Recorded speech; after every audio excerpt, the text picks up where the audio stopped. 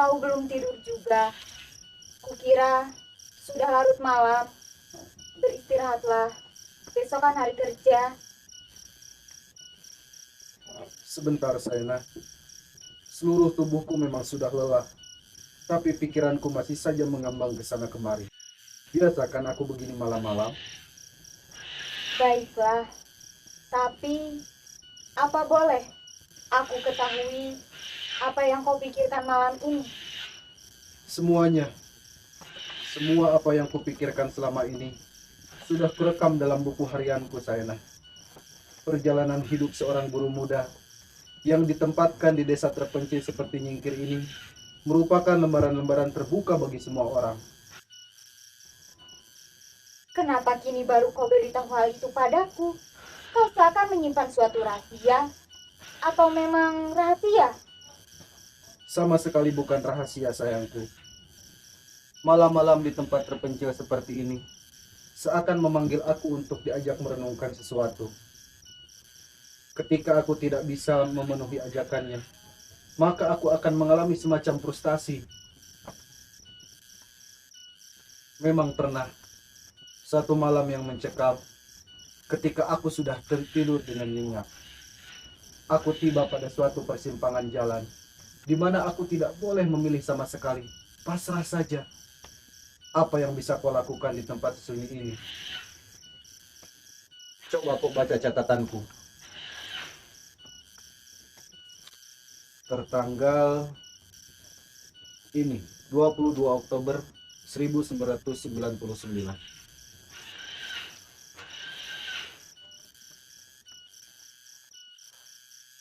Sudah setahun aku bertugas di desa Nyingkir, suatu tempat yang terpacak tegak seperti karang di tengah lautan. Sejak desa ini tertera dalam peta bumi, dari jauh dia angker, tidak bersahabat, panas, dan debu melucut tubuh. Ia kering kerontang, gersang. Apakah aku akan menjadi bagian dari alam yang tidak bersahabat ini? Menjadi penonton yang diombang-ambingkan oleh barang tontonannya? Tahun telah lewat, dan selama itu manusia ditelan oleh alam.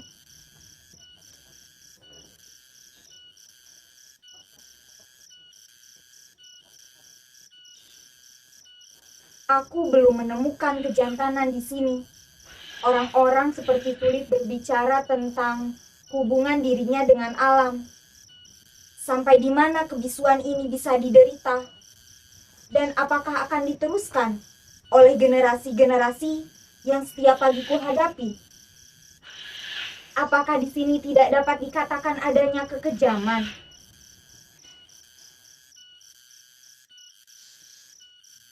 Kenapa kau berhenti? Jangan tatap aku seperti itu, Saina. Apakah tulisan ini tidak keterlaluan? Bisakah ditemukan kejujuran di dalamnya? Kejujuran ku pertaruhkan di dalamnya, Saina. Aku bisa mengatakan, kadang-kadang kita dihinggapi oleh sikap-sikap menapik dalam suatu pergaulan hidup.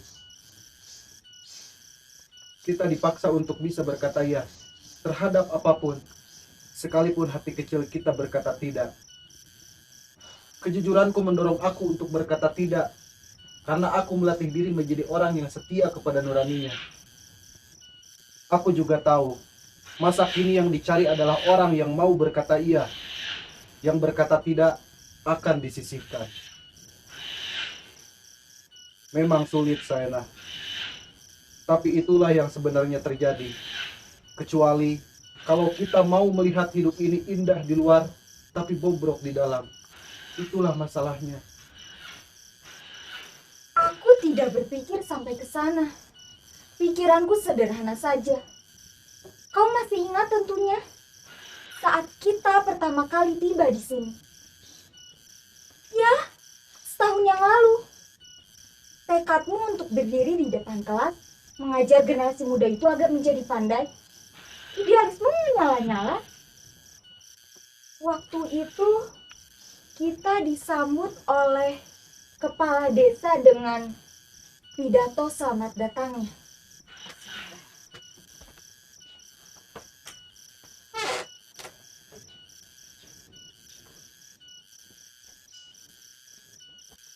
Ini, putarlah tape ini. Kau rekam peristiwa itu.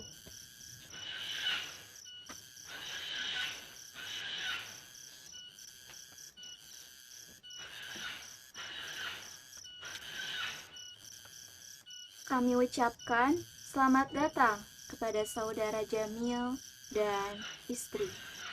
Inilah tempat kami dan kami harap saudara betah menjadi guru di sini. Untuk tempat saudara berlindung dari panas dan angin, kami telah menyediakan pondok yang barangkali tidak terlalu baik bagi saudara. Dan apabila Anda memandang bangunan SD yang cuma 3 kelas itu, dindingnya telah robek, daun pintunya telah copot, lemari-lemari sudah reot, dan lonceng sekolah bekas pacu tua yang telah tak terpakai lagi. Semuanya itu menjadi tantangan bagi kita bersama. Selain itu, kami perkenalkan 2 orang guru lainnya yang sudah 5 tahun bekerja di sini. Yang ini adalah saudara Sahli. Sedang yang berkacamata itu adalah saudara Hasan. Kedatangan saudara ini akan memperkuat tekad kami untuk membina generasi muda di sini. Harapan seperti inilah yang menjadi harapan saudara Sahli dan saudara Hasan tentunya.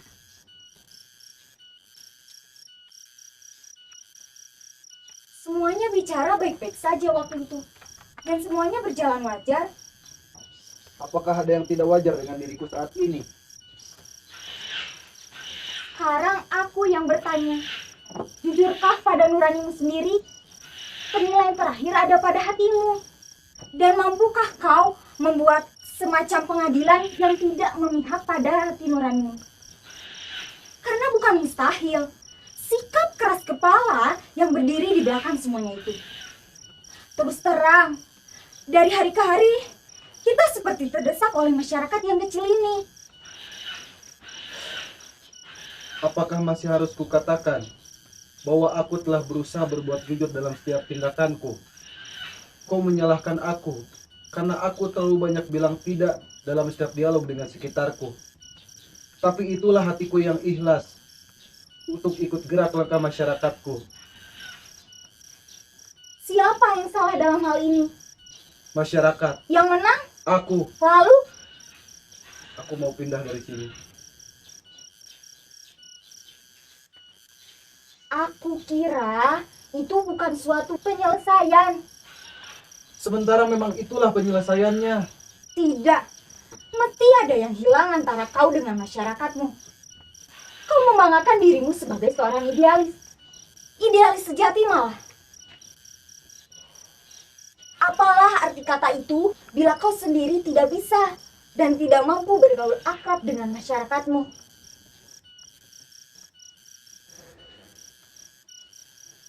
Aku terkenang masa itu ketika kau memujuk aku agar mau datang kemari.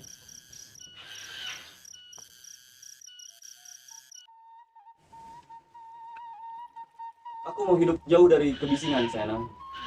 Aku tertarik hidup di desa dengan penduduknya yang ramah dan sederhana. Di sana aku ingin melihat manusia seutuhnya, manusia yang belum dipolisi sifat-sifat munafik dan ulasan belaka. Aku harap kau dapat menerima keinginanku ini dengan gembira dan kita pergi bersama-sama. Sudah kau pikirkan baik-baik. Perjuangan di sana di luar jangkauan perhatian. Aku bukan orang yang membutuhkan perhatian dan publikasi. Kepergianku ke sana bukan dengan harapan ingin menjadi seorang guru teladan. Coba bayangkan, siapa pejabat yang bisa memikirkan kesusahan seorang guru di Sumbawa? Betul, mereka menerima gaji tiap bulan. Tapi hari ke hari mereka dicekam kesunyian. Dengan senyum terbayang di bibirnya ketika menghadapi anak bangsanya. Ini bukan ilusi atau igauan di malam hari, sayang. Baiklah sayang, ketika aku melangkahkan kaki memasuki gerbang perkawinan kita, aku sudah tahu macam suami yang aku pilih. Aku siap mendampingimu di balik tugas utamaku sebagai seorang ibu rumah tangga, yakni menghayati tugas suami dan menjadi pendorong utama karirnya. Aku siap meninggalkan kota yang ramai ini, dan aku siap menghadapi kesunyian macam apapun. Kau tak perlu sanksi.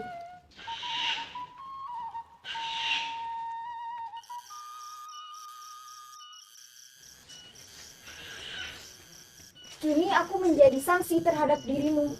Mana idealisme yang dulu itu? Tengoklah ke kanan. Apakah jajaran buku-buku itu belum mampu memberikan jawaban pada keadaan yang kau hadapi sekarang? Di sana ada jawaban yang ditulis oleh Leon Uris, Erich Fromm, Emerson, atau Alvin Toffler. Ya, malam-malam aku sering melihat kau membuka buku-buku Erich Fromm yang berjudul The Science Society atau Future Shock-nya Alvin Toffler itu. Apa yang kau ketahui tentang Erich Fromm dengan bukunya itu? Atau Toffler? Tidak banyak, tapi yang ku ketahui ada orang-orang yang mencari kekuatan pada buku-bukunya. Dan dia tidak akan mundur, walaupun kehidupan pahit semacam apapun disodorkan kepadanya. Karena ia memiliki integritas yang lebih tinggi dari orang-orang yang menyebabkan kepahitan dalam hidupnya. Apakah kau akan menyerah dalam hal ini? Ketika kau melangkahkan kakimu memasuki desa ini, terlalu banyak hal yang akan kau sumbangkan padanya. Ini harus kuakui. Tapi kini, akuilah. Kau menganggap desa ini terlalu banyak meminta kau. Inilah resiko hidup di desa. Seluruh aspek kehidupan kita disorot. Sampai-sampai soal pribadi kita dijadikan ukuran.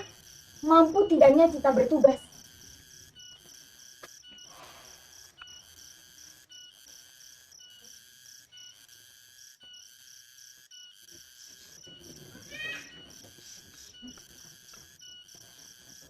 Aku tidak ingin kau tenggelam dalam suatu masyarakat atau dalam suatu lingkungan yang jelek.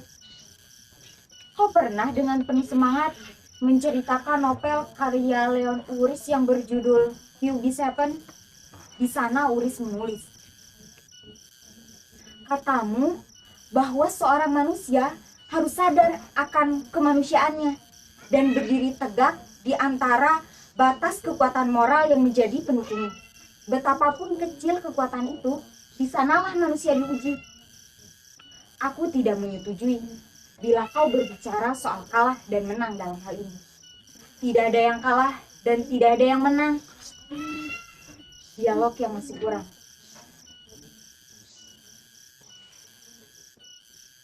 Aku mungkin mulai menyadari apa benda yang hilang yang kau katakan tadi. Generasi sekarang mengalami kesulitan dalam sebuah hubungan. Hubungan antara sesama manusia. Mereka mengalami apa yang disebut dengan gangguan intelektual. Kita makin cemas. Kita seakan-akan mengalami kemiskinan artikulasi. Di sementara sekolah, di banyak sekolah malah, mengarang pun sudah tidak jadi pelajaran yang utama lagi. Padahal masih banyak gagasan yang harus kita sampaikan ke segala sudut. Pertukaran pikiran makin dibutuhkan. Terima kasih Sayana. Ya, seperti pertukaran kita malam ini, kita harus yakin akan manfaat pertukaran pikiran. Walaupun ada gejala dalam masyarakat di mana orang kuat dan berkuasa enggan untuk bertukar pikiran. Untuk apa kata mereka? Kan aku yang berkuasa. Padahal nasib suatu masyarakat itu ditentukan oleh hal-hal itu. Kita juga jangan melupakan bahwa masyarakat itu berada dalam konflik dengan orang-orang yang tidak memiliki sifat yang sosial, tapi sering pula pada sifat-sifat manusia yang paling dibutuhkan, yang justru ditekan oleh masyarakat itu sendiri. Itu kan Erich Fromm yang bilang.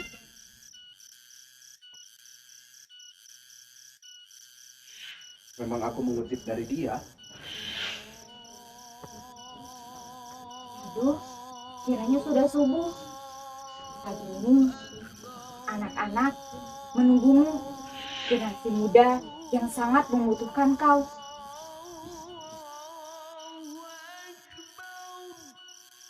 Aku akan tetap berada di desa ini sayangku. Aku akan tetap bersamamu. Yakinlah.